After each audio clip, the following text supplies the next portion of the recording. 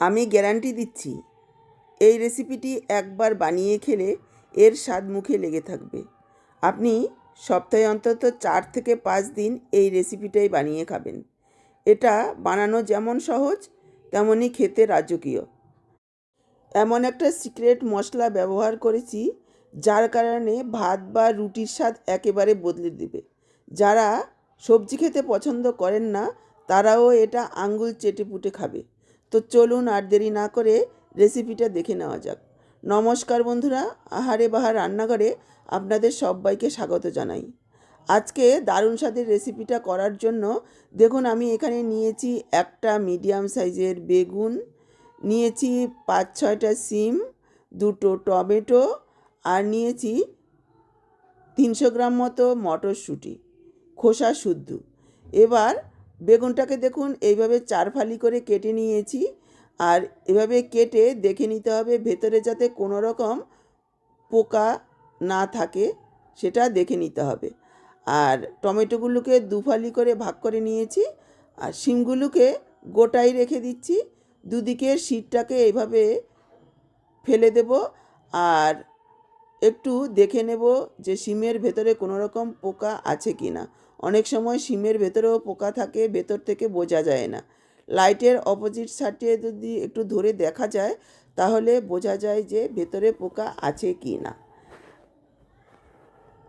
আমি এই সবজিগুলো নেওয়ার আগেই খুব ভালোভাবে ধুয়ে নিয়েছি। এবার দেখুন নিয়ে নিলাম একটা প্রেসার কুকার। প্রেসার কুকারের মধ্যে নিয়ে নিলাম শিম, বেগুন, টমেটো আর নিয়ে নিচ্ছি মটরশুঁটি। মটরশুঁটিগুলো আমি খোসা শুদ্ধই নিয়ে নিচ্ছি। কিভাবে রান্না করব দেখতে থাকুন। দিয়ে দিচ্ছি অল্প পরিমাণে লবণ আর 4 থেকে 5 টেবিল চামচ পরিমাণ জল। খুব বেশি জল দেব না যাতে পোড়া না লেগে যায়, অল্প পরিমাণে একটু জল দেব। আর 1 চা চামচ দিয়ে দিলাম সর্ষের তেল। এবার প্রেসার কুকারটাকে আটকে একটা সিটি মারবো মিডিয়াম হাই ফ্লেমে। গ্যাসটাকে অন করে বসিয়ে দিলাম প্রেসার কুকারটা। মিডিয়াম হাই ফ্লেমে একটা সিটি মারলে সব কিছু খুব সুন্দরভাবে সেদ্ধ হয়ে যাবে। আমি প্রেসার কুকারে করছি, আপনারা চাইলে কড়াতেও সেদ্ধ করতে পারেন। সেক্ষেত্রে 8 থেকে 10 মিনিট সেদ্ধ করে নিতে হবে। এদিকে দেখুন নিয়েছি 3টে ছোটো সাইজের পেঁয়াজ, প্রায় 10-12 কোয়া রসুন আর ঝালের জন্য নিয়েছি 6টা কাঁচা লঙ্কা। এই কাঁচা লঙ্কাগুলো একটু ঝালটা কম, সেজন্য আমি 6টা নিয়েছি। ঝালটা আপনারা বুঝে দেবেন, এই কাঁচা লঙ্কার ঝালেই ঝাল হবে। এই রেসিপিতে আর কোনো রকম ঝাল দেব না। এবার সব কিছু খুব সুন্দরভাবে কুচিয়ে নিচ্ছি।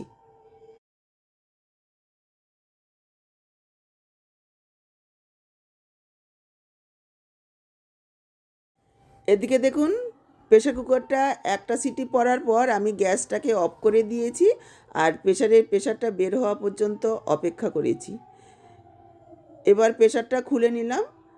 এখান থেকে বেগুন, টমেটো আর শিমগুলো তুলে নিচ্ছি। একটু ঠান্ডা করে নিয়ে মটরশুঁটিগুলোকে ছাড়িয়ে নিতে হবে। তবে পুরোপুরি মটরশুঁটির খোসাটা আমি ছাড়াবো না। দেখুন সেদ্ধ করে নেওয়ার কারণে মটরশুঁটিগুলো কতটা সহজে ছাড়ানো যাচ্ছে।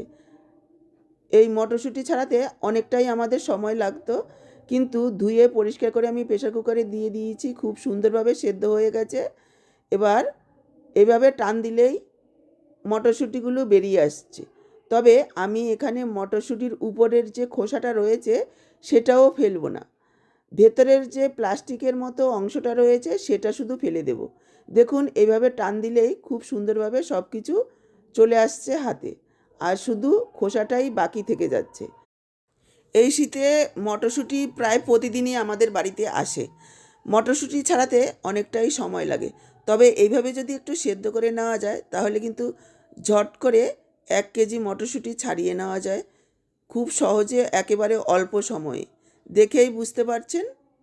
দর্শক বন্ধুরা, আজকের এই ভিডিওটা দেখে যদি আপনাদের একটু ভালো লাগে বা একটু কাজে আসে অবশ্যই একটা লাইক করে ভিডিওটাকে শেয়ার করে দেবেন ইউটিউব থেকে যদি নতুন দেখছেন চ্যানেলটাকে সাবস্ক্রাইব করবেন, আর ফেসবুক পেজ থেকে দেখে থাকলে পেজটাকে ফলো করবেন।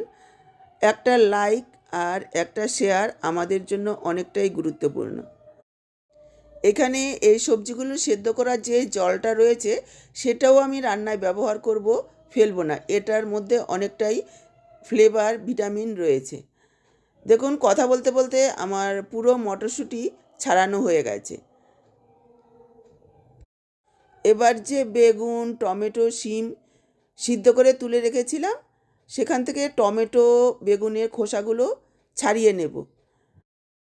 আমার বেগুনটা একেবারে কচি ছিল, তাই খোসাটা সেদ্ধ হয়ে গেছে, একেবারে নরম হয়ে গেছে, ছাড়ানো যাচ্ছে না। একসঙ্গে এইভাবে চটকে নেব এবার সব কিছু। পুরোপুরি মটরশুঁটিগুলোকে ম্যাশ করব না, কিছুটা গলবে আবার কিছুটা গোটা থাকবে। খাওয়ার সময় মুখে পড়লে খেতে ভীষণ ভালো লাগবে। দেখুন, এভাবে চটকে নিলাম, বাকিটা রান্নার সময় হয়ে যাবে। গ্যাস অন করে কড়াই বসিয়ে দিয়ে দিচ্ছি 2 চামচ সর্ষের তেল।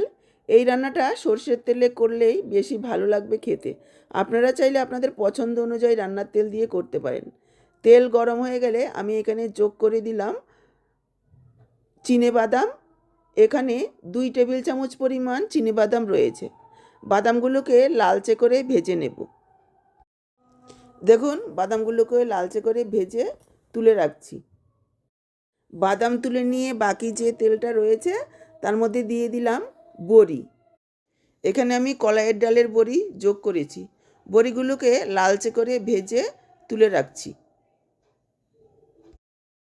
বড়ি তুলে নিয়ে আরও একটু তেল দিয়ে দিলাম। তেল গরম হয়ে যাওয়ার পর দিয়ে দিলাম 1/2 চা চামচ গোটা জিরে। জিরেগুলো একটু চটপট করে ফোটার পর এখানে আমি যোগ করে দিলাম রসুন কুচি। লো ফ্লেমে কয়েক সেকেন্ড ভেজে নেব হালকা লালচে করে। তারপর এখানে যোগ করে দিলাম কাঁচা লঙ্কা কুচি। কাঁচা লঙ্কা কুচিটাকেও একটু ভেজে নেব 30 থেকে 40 সেকেন্ড। রসুন, কাঁচা লঙ্কা হালকা ভেজে নেওয়ার পর যোগ করে দিলাম পেঁয়াজ কুচি।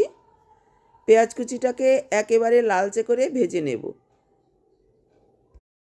পেঁয়াজটাকে ভাজার সময় লাগাতার এভাবে নাড়াচাড়া করে ভাজবো, যাতে একদিকে পুড়ে গিয়ে আরেক দিকে কাঁচা না থেকে যায়। দেখুন, পেঁয়াজটাকেও একেবারে লালচে করে ভেজে নিয়েছি। এর থেকে আর বেশি ভাজার প্রয়োজন নেই। এবার আমি যোগ করে দিলাম 1/2 চা চামচ পরিমাণ হলুদ গুঁড়ো আর 1/2 চা চামচ কাশ্মীরি লাল লঙ্কার গুঁড়ো, 1/2 চা চামচ পরিমাণ জিরের গুঁড়ো। কাশ্মীরি লাল লঙ্কার গুঁড়োটা পুরোপুরি অপশনাল, আমি কালারের জন্য দিয়েছি, আপনারা চাইলে নাও দিতে পারেন। এই সময় গ্যাসের ফ্লেমটাকে একেবারে লোতে রাখতে হবে, তা না হলে কিন্তু গুঁড়ো মশলা পুড়ে যাবে। দেখুন, মশলাটাকে 1 মিনিট মতো কষিয়ে নিয়েছি। গুঁড়ো মশলা কষাতে খুব বেশি একটা সময় লাগে না। এবার আমি যোগ করে দিচ্ছি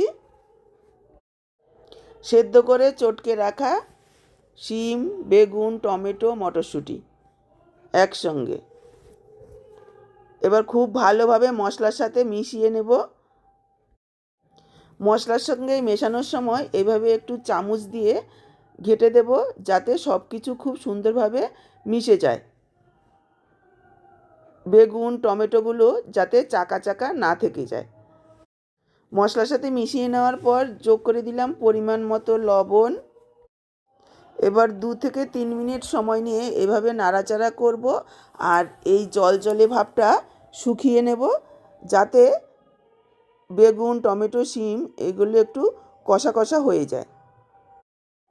কিছুক্ষণ অন্তর অন্তর নাড়াচাড়া করে দেব আর জলজলে ভাবটা শুকিয়ে নেব। আর এদিকে দেখুন, যে বাদাম আর বড়িগুলো ভেজে রেখেছিলাম সেখান থেকে বাদামগুলো নিয়ে নিলাম হামলদিস্তায়, একটু ভেঙে নেব।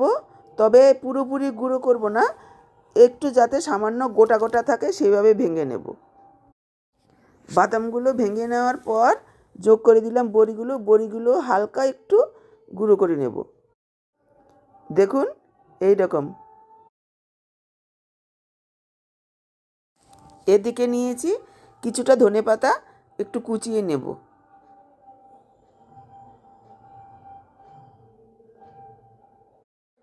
এদিকে দেখুন 2-3 মিনিট নাড়াচাড়া করে জলজলে ভাবটা শুকিয়ে নিয়েছি। এর থেকে আর বেশি শুকানোর প্রয়োজন নেই। একটু নরম নরম থাকলে ভাত রুটির সাথে খেতে ভালো লাগবে। এবার আমি যোগ করে দিচ্ছি হাফ চা চামচ পরিমাণ চিনি। এতে মিষ্টি হবে না, স্বাদের ব্যালেন্স হবে। যেহেতু টমেটো দেওয়া রয়েছে, স্বাদটা খুব ভালো হবে। আর যোগ করে দিলাম ভেঙে রাখা বাদাম আর বড়ি। এবার সব কিছু খুব ভালোভাবে মিশিয়ে নেব। তারপর যোগ করে দিলাম একটু ফ্রেশ ধনেপাতা কুচি। আরও একবার মিশিয়ে নিচ্ছি। ব্যাস তৈরি হয়ে গেল দুর্দান্ত স্বাদের বেগুন ভর্তার রেসিপি। বেগুন ভর্তাও বলতে পারেন বা তরকারিও বলতে পারেন, তবে বেগুন ভর্তা তো আপনারা অনেক খেয়েছেন। এইভাবে একবার রান্না করে খেয়ে দেখুন। আশা করছি একবার খেলে বারবার এভাবেই বানাবেন। তাহলে আজকের রেসিপিটা কেমন লাগলো কমেন্টে জানাতে ভুলবেন না। ভালো লাগলে লাইক, শেয়ার আর সাবস্ক্রাইব করে সাথেই থাকবেন এই রকমই নতুন দারুণ টেস্টি রেসিপিগুলো পাওয়ার জন্য। আজকে এই পর্যন্ত, আবার দেখা হবে নতুন কোনো রেসিপির সাথে। সবাই ভালো থাকুন, সুস্থ থাকুন। আপনাদের সবার সুস্থতা কামনা করে এখানেই শেষ করছি। সবাইকে অসংখ্য ধন্যবাদ পুরো ভিডিওটা দেখার জন্য।